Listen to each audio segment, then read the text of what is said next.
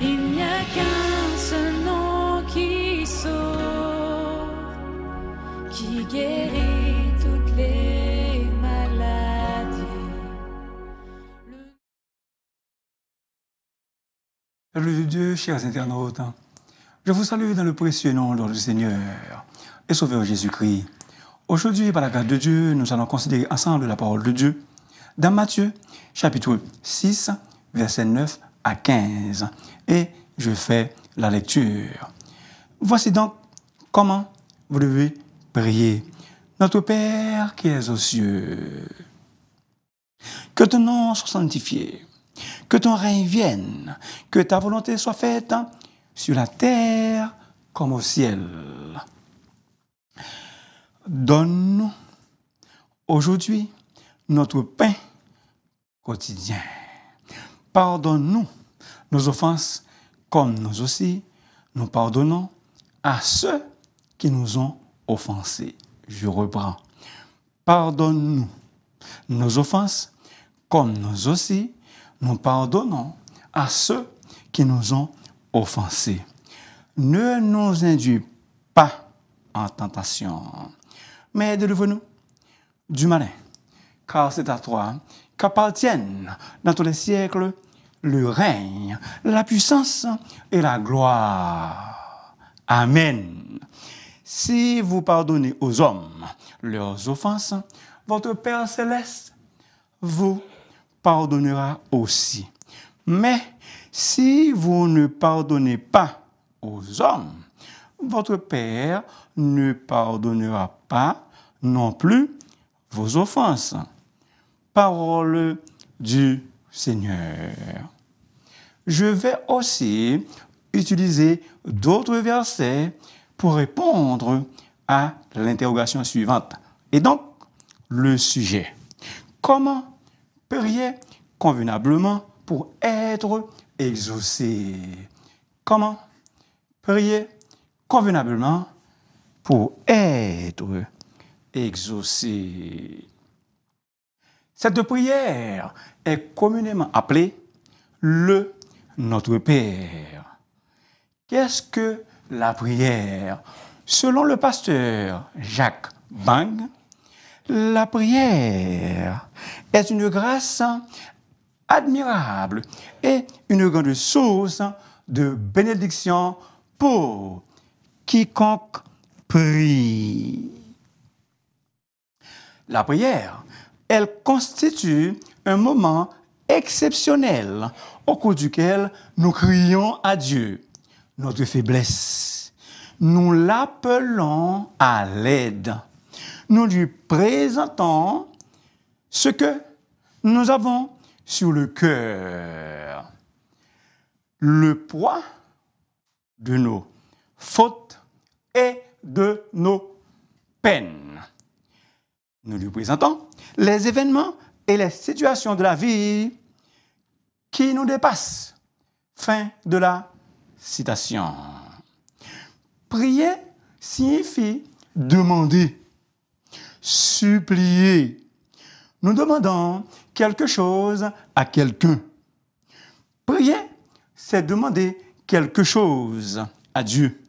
Je crois que la prière est la communication avec Dieu. Elle nous aide, la prière, elle nous aide à communiquer avec Dieu à n'importe quel moment. Prier, oui, il faut prier. Mais qui prier? Il est extrêmement important pour le croyant de savoir qui il prie.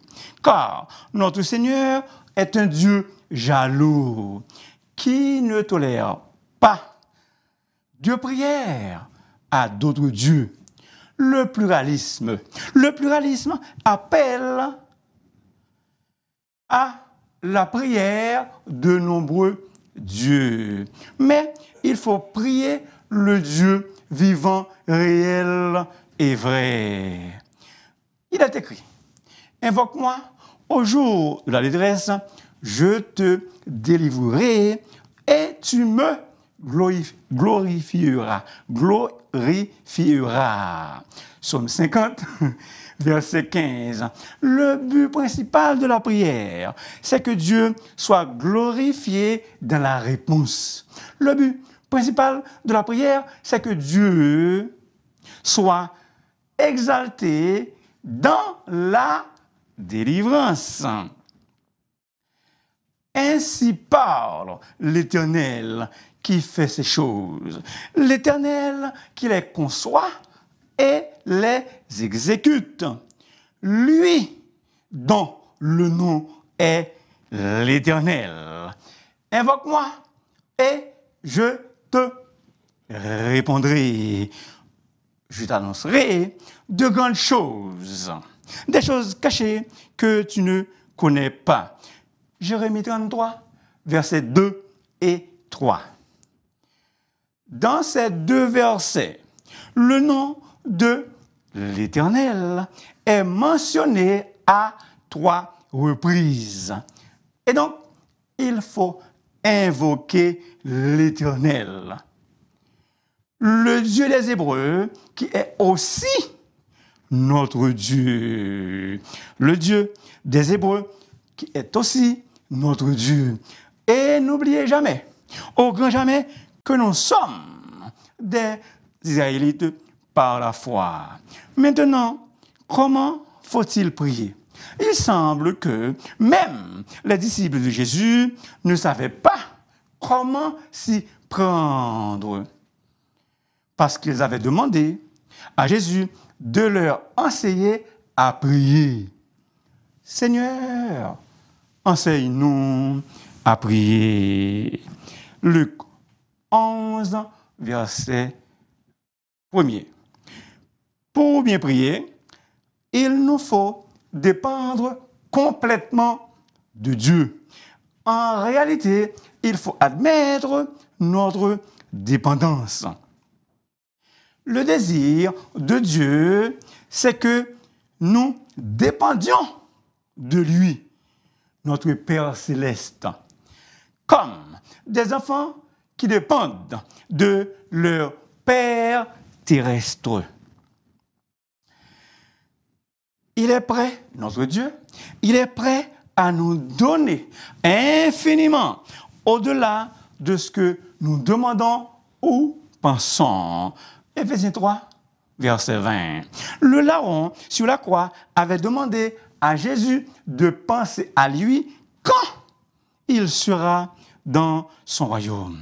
Mais Jésus lui donna plus que cela. Aujourd'hui, il sera avec Jésus dans le paradis. En d'autres mots, la récompense qu'il reçut dépasse ou dépassa ce qu'il espérait. Au lieu de lui promettre de se souvenir de lui, Jésus lui répondit: en vérité, oui, amen. Aujourd'hui, tu seras avec moi dans le paradis. Luc 23, verset 43. Jésus l'amena au ciel avec lui. Hello, peuple de Dieu, lorsque Dieu agit en faveur de quelqu'un, il lui donne au-delà de ce qu'il demande. Notre Père qui est aux cieux, notre prière doit s'adresser à notre Père céleste et non à quelque idole, à quelque esprit, à ange ou un saint. Pour tous les croyants, Dieu est un Père aimant qui souhaite le meilleur pour tous ses enfants. Et vous connaissez le fameux verset: car Dieu a tant aimé le monde qu'il a donné son Fils unique. Dans les versets 1 à 8 de notre péricope, Jésus employa le mot Père à 10 reprises. Pour bien prier, il faut sanctifier, respecter le nom de Dieu, l'adorer en esprit et en vérité. La prière doit commencer par l'adoration. La prière est l'essence même de toute prière. Excusez, l'adoration est l'essence même de toute prière. Que ton nom soit sanctifié, c'est-à-dire que ton nom soit respecté. Agiaste to. Que nous puissions commencer chaque prière en louant, en bénissant Dieu pour sa grandeur et sa gloire. Psaume 34, versets 2 à 4. Je bénirai l'Éternel en tout temps. Sa louange sera toujours dans ma bouche. Que mon âme se glorifie en l'Éternel. Que les malheureux se réjouissent. Qu'ils célèbrent l'Éternel. Verset 2 à 4. Et c'est quand David arrive au verset 5, et là, il commence à prier. Combien de fois dans nos prières, nous ne pensons seulement à nos besoins. Nous ne pensons qu'à nos besoins. Et nous oublions la grandeur et la gloire de Dieu. Une leçon très importante sur la prière. Que Dieu soit loué, glorifié, exalté, magnifié. Que nous accordions à notre Dieu la première place qui lui revient. Il faut prier selon la volonté de Dieu, car sa volonté est bonne, agréable et parfaite. Donc, notre volonté doit se soumettre, doit se plier à la volonté divine. C'est après avoir loué Dieu que nous devions lui présenter nos requêtes personnelles. Donne-nous aujourd'hui notre pain quotidien. Le pain représente les nécessités pratiques, les besoins pressants de notre vie.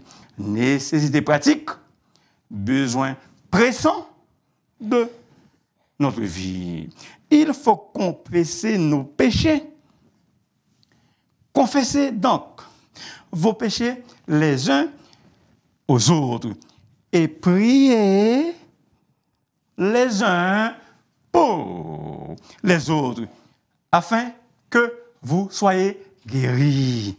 Jacques 5, verset 16. Est-ce que vous êtes là? Est-ce que vous êtes là? La prière et la confession vont la main dans la main. Elles vont de pair. Si j'avais conçu l'iniquité dans mon cœur, le Seigneur ne m'aurait pas exaucé. Mais Dieu m'a exaucé. Il a été attentif à la voix de ma prière. Psaume 66, versets 18 et 19. Dieu est parfaitement et éternellement saint, 3 fois saint. Il n'a pas de commerce avec le péché. Peuple de Dieu, qu'on n'oublie pas, au grand jamais, qu'une vie droite et pieuse est une condition nécessaire à la personne qui prie. Notre Dieu, qui cherche de vrais adorateurs, désire la piété. Chers internautes, peuple de Dieu, que rien, absolument rien, dans nos pensées, ni dans notre conduite, ne vienne faire obstacle à nos prières. 1 Timothée 2, verset 8. 1 Pierre 3, verset 7. Il faut pardonner ceux et celles qui nous ont offensés.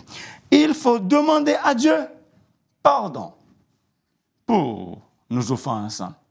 Il faut demander à Dieu pour nos péchés sans nombre. Peuple de Dieu, la Bible dit, supportez-vous les uns les autres.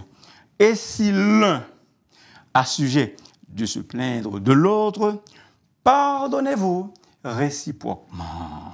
De même que Christ vous a pardonné, pardonnez-vous aussi.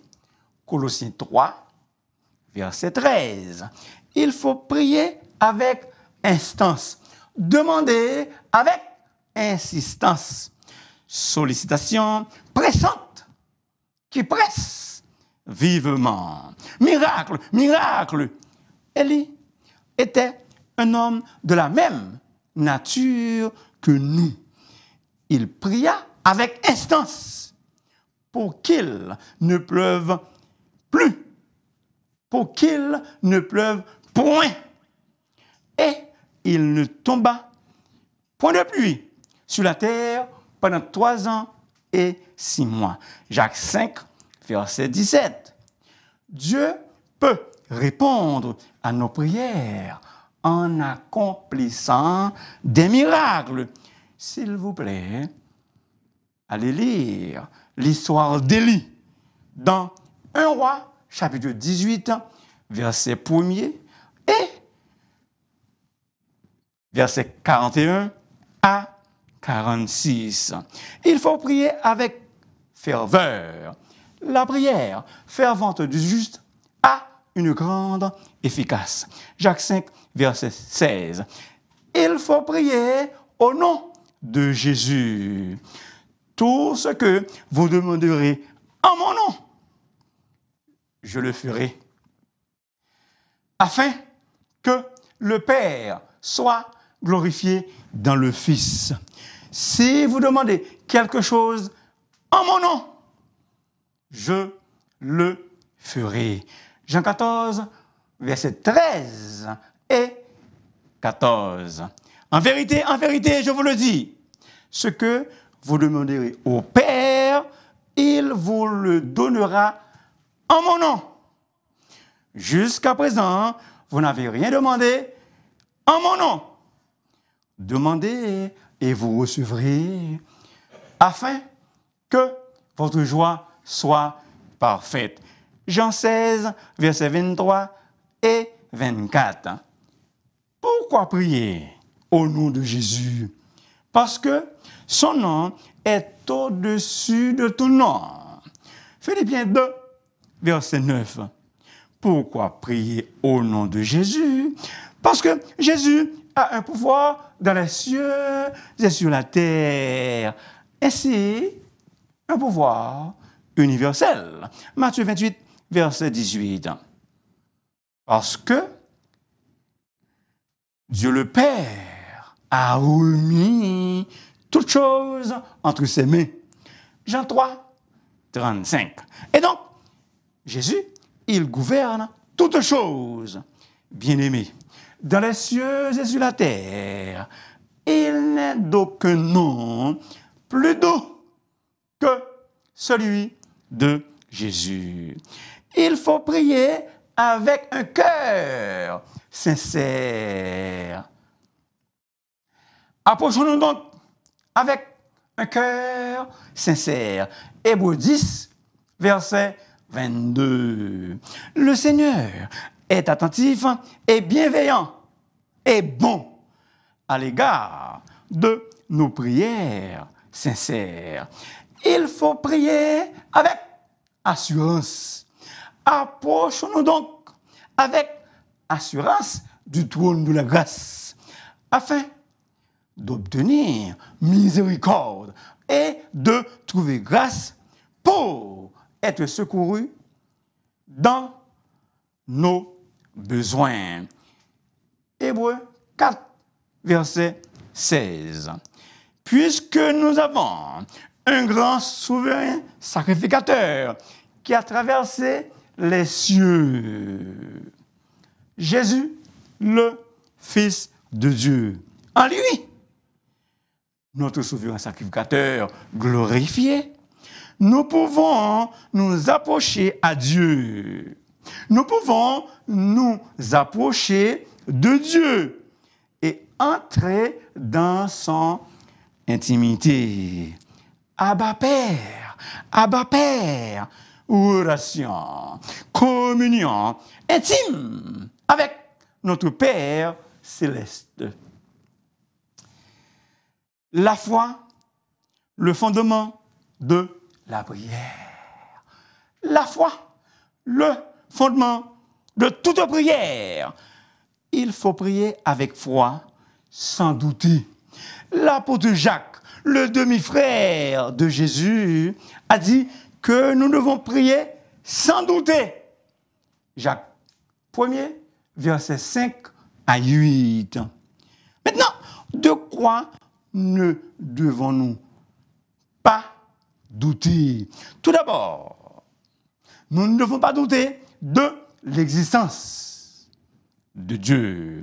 Celui qui s'approche de Dieu doit croire de manière absolue que Dieu existe réellement et qu'il récompense ceux qui le cherchent. Il nous faut croire aussi en un Dieu omnipotent, omniscient, omniprésent. Ensuite, nous ne devons pas douter du fait que Dieu nous entend et qu'il peut faire ce que nous lui demandons. Hello, peuple de Dieu, est-ce que vous êtes là? Il faut prier dans la plénitude de la foi. Hébreux 10, verset 22. La prière de la foi sauvera le malade et le Seigneur le relèvera. Jacques 5, verset 15. Le Notre Père rend compte du point de vue de la foi. En d'autres mots, c'est une prière humble de confiance. En d'autres mots, c'est une prière d'humble confiance. Confiance pour le quotidien et pour l'avenir. Il faut prier avec humilité. Dieu résiste aux orgueilleux, mais il fait grâce aux humbles. Humiliez-vous devant le Seigneur et il vous élèvera. Jacques 4, verset 10. La Bible nous enseigne qu'il ne faut pas abandonner trop vite. Nous devons prier et chercher continuellement. Donc, il faut prier avec persévérance. Jésus leur adressa une parabole pour montrer qu'il faut toujours prier et ne point se relâcher. Notre persévérance sera récompensée. Luc 18, versets 1 à 8. Faites en tout temps par l'Esprit toutes sortes de prières et de supplications. Veillez à cela avec une entière persévérance. Éphésiens 6, verset 18. Priez sans cesse. 1 Thessaloniciens 5, verset 17. Il faut être patient lorsque nous prions. La patience de Job. Nous voyons dans la Bible la fin que le Seigneur lui accorda. Car le Seigneur, est plein de miséricorde et de compassion. La patience est amère, mais son fruit est... La patience est amer, mais son fruit est doux. Jésus compare la prière au fait de chercher, de frapper, demandez et l'on vous donnera. Cherchez et vous trouverez. Frappez et l'on vous ouvrira. Car quiconque demande reçoit. Celui qui cherche trouve. Et l'on ouvre à celui qui frappe. C'est un encouragement à la prière. Matthieu 7, versets 7 et 8. Cela implique une quête, une recherche continuelle et à des coups répétés, persistants à la porte. Bien-aimés, chers internautes, il nous faut chercher jusqu'à ce que nous trouvions. Il faut chercher jusqu'à ce que nous trouvions. Frapper jusqu'à l'ouverture de la porte. Maintenant, des exemples de géants spirituels qui savaient prier. Entre autres, Luther. Écoutez bien, Luther. J'ai tant de choses à faire que je n'ai pas de choix que de passer les 3 premières heures de chaque matin dans la prière. Je reprends. J'ai tant de choses à faire que je n'ai pas de choix que de passer les 3 premières heures de chaque matin dans la prière. Notre péricope indique qu'il nous faut prier chaque jour. Si Jésus priait, lui qui était sans péché, à combien plus forte raison il devient très important pour un pécheur de prier. La prière est un temps de rafraîchissement. Horud Taylor, le fils de Hudson Taylor, a dit de son père: pendant 40 ans, le soleil ne s'est jamais levé en Chine sans que Dieu le trouvât sur ses genoux. Je reprends. Pendant 40 ans, le soleil ne s'est jamais levé en Chine sans que Dieu ne le trouvât sur ses genoux. Il faut prier avec précision. Il faut prier avec précision. La prière de Bartimée était précise. Rabboni, que je recouvre la vie. Matthieu 10, verset 51. Il faut prier sans inquiétude. Ne vous inquiétez de rien. Ne vous inquiétez de rien. Mais en toute chose, faites connaître vos besoins à Dieu par des prières et des supplications. Tous nos besoins, il faut les dire à Jésus. Tous nos besoins, il faut les dire à qui? À Jésus. Parce que nous ne pouvons porter seuls nos fardeaux. C'est lui, Jésus, qui donne le vrai repos. Il faut prier avec des actions de grâce. La prière inclut des actions de grâce, des remerciements. Philippiens 4, verset 6. Maintenant, le résultat, le fruit de la prière et la paix de Dieu qui surpasse toute intelligence gardera nos cœurs et nos pensées en Jésus-Christ. Verset 7. Tout ce que je viens de vous mentionner, ces dispositions préalables de la prière sont des moyens de recevoir la grâce de Dieu. Merci beaucoup de m'avoir écouté. S'il vous plaît, n'oubliez pas de vous abonner, car la voix du serviteur est votre émission. Et si vous voulez me parler, vous pouvez m'appeler dans le 514-571-21-96. Très important. Il faut comprendre que je n'ai pas tout dit sur comment prier.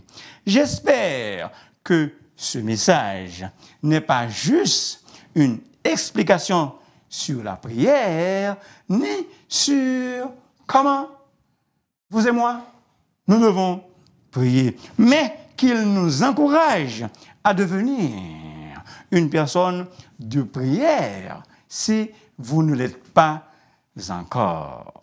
Cette exhortation est aussi pour moi. Toutefois, très important, toutefois, ces conditions préalables ne sont pas des formules magiques. L'apôtre Paul évoquait une prière sans réponse. L'apôtre Paul, il avait eu l'expérience incroyable d'être transporté au paradis. Il aurait pu s'enorgueillir, mais pour qu'il ne soit pas enflé d'orgueil, pour qu'il reste humble, il a reçu une écharde dans sa chair. À 3 reprises, il pria Dieu de lui retirer cette écharde. Rien ne se produisit. Dieu lui dit, ma grâce te suffit. Et ma puissance s'accomplit dans la faiblesse. 2 Corinthiens 12, verset 9. Peuple du Seigneur, cherchons premièrement le royaume de Dieu et sa justice. Et toutes choses nous seront données en plus. Cherchons d'abord le royaume de Dieu et sa justice, et toutes choses nous seront données par-dessus. Amen. Que Dieu vous bénisse richement et abondamment.